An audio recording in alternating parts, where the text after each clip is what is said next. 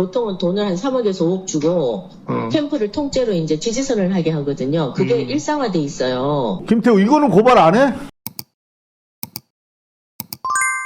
일단 관련해서 말씀을 하셨으니까 지금 뉴시스에 따르면 민주 내년 1월 11일 새 원내대표 선출 문진석 대행체제. 자 1월 11일에 원내대표를 어떻게 선출하나요? 의원총회에서 의원님들이 그렇죠. 이제 하게 되죠. 그런데 그냥- 지금 한 3분 정도 거론되고 계시던데 네.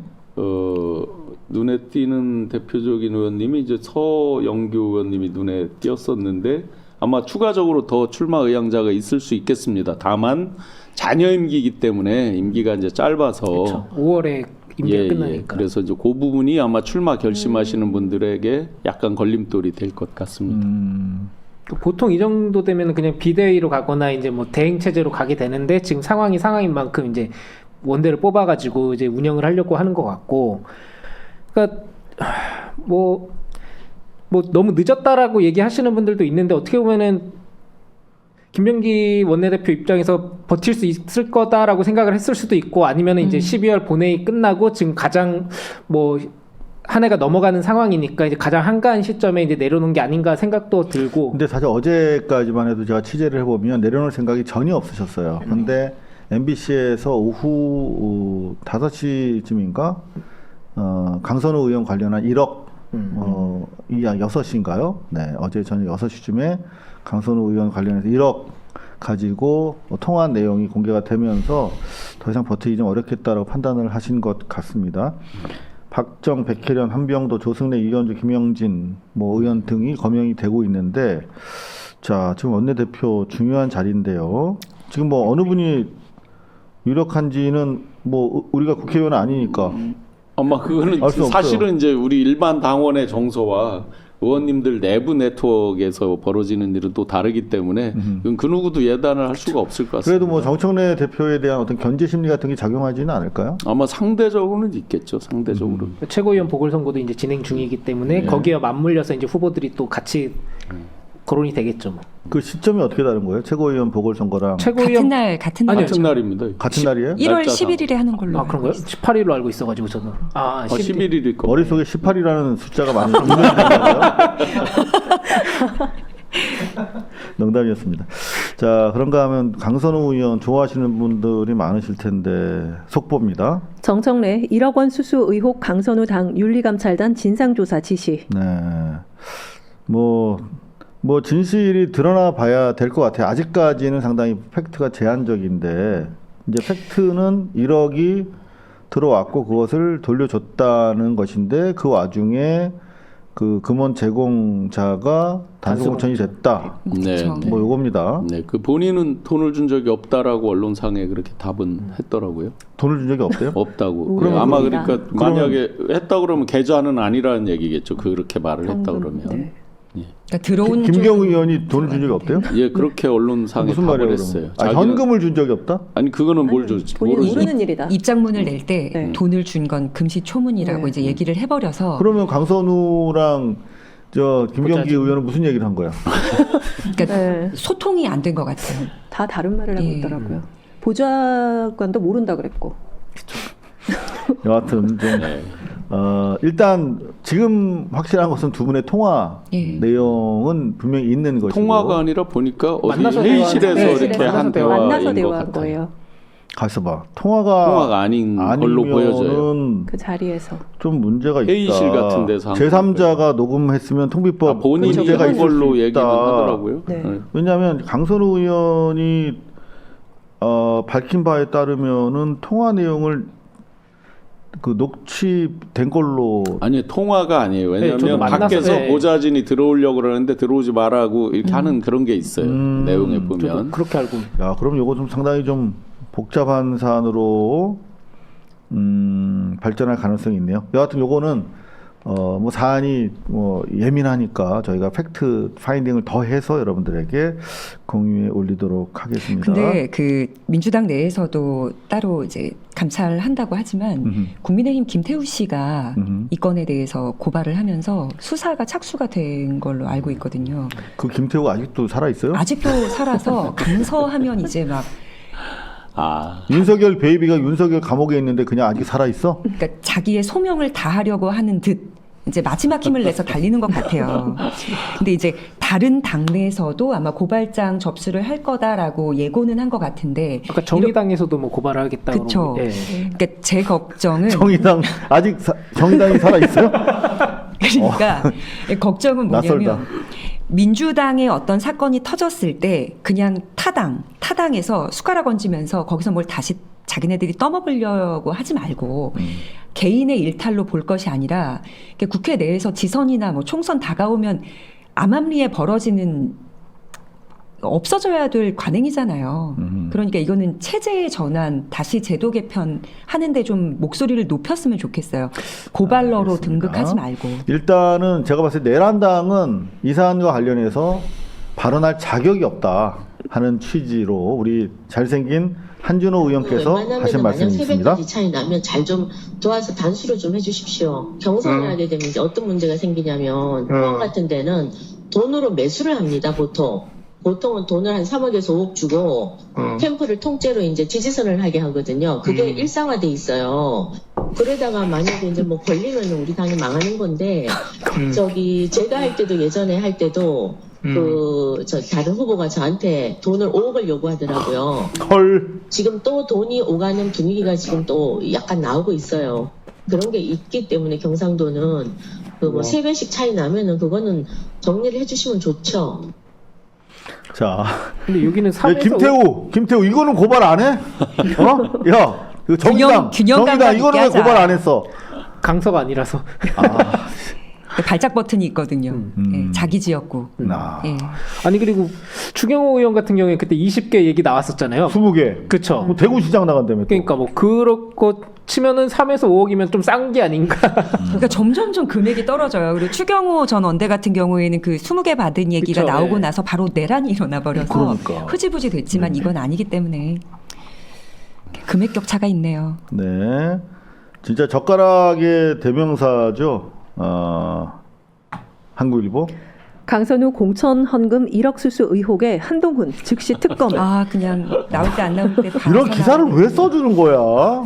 한국일보 이현주 기자님 이름은 예쁘신데 기사는 참 어글리하네요. 한동훈 말 나온 김에 한동훈 축하할 만한 소식이 속보로 들어와 있네요. 세상에. 국힘 당무감사위 당원 게시판 문제 개정 한동훈 가족 5인명이 동일. 네, 자 공문이 접수가 딱 나왔습니다. 자 내란당의 보도자료 처음으로 제가 입수했습니다. 태어나서 처음으로 내란당 자료를 제가. 자 조사의 배경 볼까요? 본 당무감사위원회는 2024년 11월 제기된 이른바 당원 게시판 사건에 대한 진상을 규명하고 무너진 당의 기강 확립과 유사 사례 재발 방지 대책을 마련하기 위해 조사를 실시하였음. 조사 결과 문제 계정들은 한동훈 전 대표 가족 5인의 명의와 동일하며 전체 87.6%가 단 2개의 IP에서 작성된 여론 조작 정황이 확인됐음. 딱 걸렸어. 결론. 이에 본 당무감사위원회는 2025년 12월 30일 당헌 당규에 따라 본 조사 결과를 중앙윤리위원회에 송부하기로 합니다. 자, 그럼 중앙윤리위원회에서는 어떤 결정을 내릴까요? 김종혁 전 최고하고 같은 결과가 나올 거. 김종혁이 어떻게 됐는데요? 그때 당원권 2년. 2년? 아마 예. 그 당원 당규에서 최상위 2년이었을 그쵸, 거예요. 예. 아마 그 당이. 그때 그러면 권고를 했거든요. 당무감사위원회에서. 네, 근데 맞아요. 이번에는 당무감사위원회에서 권고는 아니고 이제 자료를 넘겼다라고 하면서 왜 그러면 권고나 뭐 징계를 수위를 결정하지 않았냐 했더니 한동훈 전 대표 같은 경우에 지금 당무가 없기 때문에 우리가 할 수 있는 게 없다. 그렇게 얘기하면 그럼 조사를 하지 말았어요, 애초에. 근데 한동훈 당무가 없는데 그 사람에 대해서 콕 집어가지고 조사를 들어갔고 거기에 대해서 이렇게 특정해가지고 5명 다 가족이고 IP도 2개로 동일하고 뭐 그렇게 해서 결과를 다 냈고 이제 망신주기죠 일종의. 표적 수사를 그쵸. 그대로 당한 것 같은데 지금 국힘 같은 경우에는 윤리위원장이 공석이잖아요. 그쵸. 당무감사위원장밖에 없는데 말씀하셨던 것처럼 당무가 없어 현재. 네. 그럼 이걸 왜 한 것인가? 그러니까요. 일반 당원을 대상으로. 그러면 결론이 나기까지는 윤리위원장을 뽑고 그 윤리위원장에게 뭐 권고를 하든지 해야 될 것 같습니다. 빨리 날려줬으면 좋겠는데.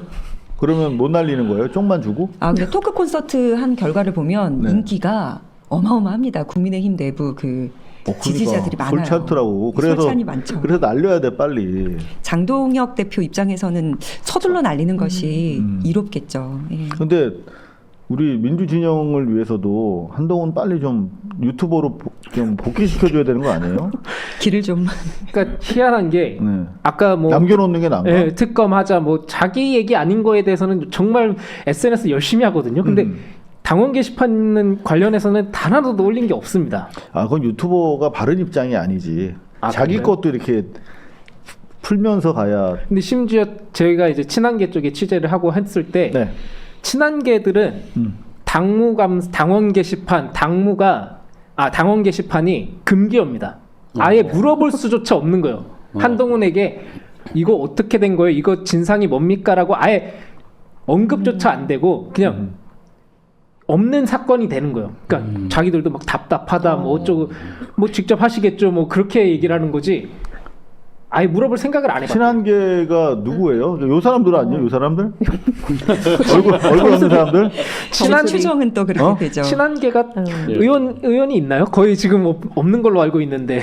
머리가 근데 없어. 민 기자님 말씀이 정말 정확한 게 네. 요즘에 드문드문 친한계로 굉장히 이제 동일한 성씨를 쓰는 분부터 해서 출연을 많이 하더라고요. 동일한 성씨? 뭐 한지아 전 대변인 포함해서. 근데 다 단계 관련된 사건 입장 물어보면 한동훈 전 대표한테 직접 물어보라는 얘기를 돌려서 해요. 안 친한 게인데 보니까.